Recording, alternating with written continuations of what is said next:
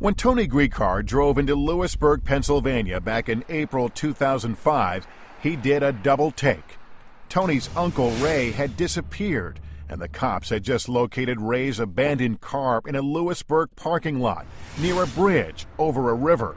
The scene took Tony straight back to a bad place in his past. To say that it was an eerie parallel would be the understatement of the century. It was the exact same thing. 9 years earlier, Tony's father, Ray's brother, had abandoned his car by a park near a bridge over a river.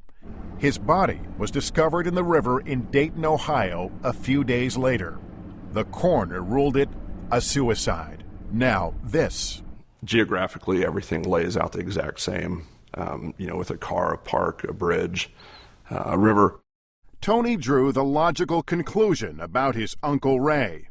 Your thought was that he had committed suicide? I think my first words, probably the investigators, were he's probably in the river. When your uncle went missing, of course, the connections with your father started to be made. Was your father depressed? Yeah, he fought depression for, by what I could gather, for 20-plus years. And depression can run in families. Patty remembered that Ray did seem preoccupied before he vanished. She put that down to work. She did recall that he'd been napping a lot. She'd even asked him about it. The weekend before he disappeared, I said, I want you to promise me something. He said, sure, what? And I said, if you continue to be tired, will you please call your doctor? And he said, work frequently makes me tired. And I came back at him with, in 3 years we lived together, I've never seen you nap so much at lunchtime and then after work. But when investigators went through Ray's medical records, they found nothing to indicate he'd been treated for depression. Nothing at all. In fact, Ray Gricar seemed fit and healthy. But if the body was in the Susquehanna River, investigators were determined to find it. They brought in helicopters, rescue divers. There was even a cadaver-sniffing dog on a boat. Although the river could run shallow by that bridge, in the spring of 2005, Tony says the water level was high. There were spring rains as well as melt, so the water was several feet higher. Bellefonte Police Chief Sean Weaver says conditions were favorable for finding a body. At the time, they could see right to the bottom of the river. It was like looking through clear water.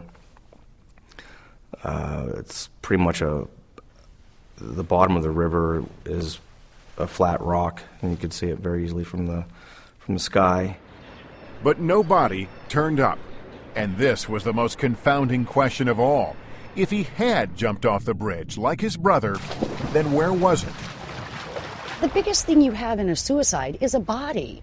The body helps tell you what really happened here, or is it even feasible this happened? I mean, we also know that sometimes things are staged to look like a suicide when in reality it's a homicide. So a body is something that will give you those clues and the means by which the suicide occurred. But in this case, where's the body? The river wasn't telling them. But Daryl Zagani, then the lead investigator with the Bellefonte police, came up with one answer.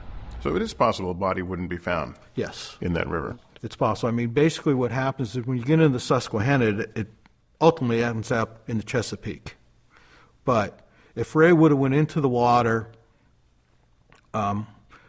there's the possibility that he got down to what they call the fiber dam, down the river a way. The water just hits the dam and it grinds around. He could have got wedged down in there underneath and just been thrown to pieces, unfortunately. Even as the river search was underway, the police continued to canvass the street of shops and the area nearby. It was frustrating.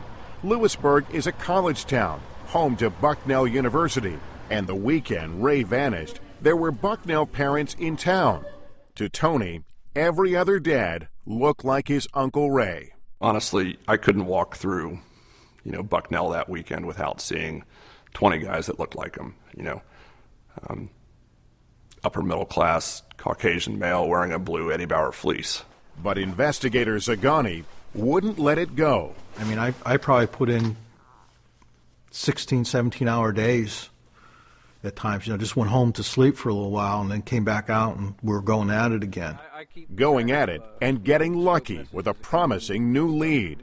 Investigators came up with several credible sightings of Ray in Lewisburg the day he disappeared. One got their attention.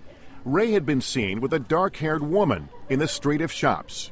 We were hoping that maybe this was just a fling Ray was on or something. He connected up with another woman and decided to spend the weekend at a hotel or something. As a cop, you'd seen that before. That happens. Yeah, we know it happens. Never seen it with Ray or anything, but that's what we started to think. Okay, he may be hooked up with this lady, and he just felt bad, didn't want to call Patty. A fling. Where would that hunch take them?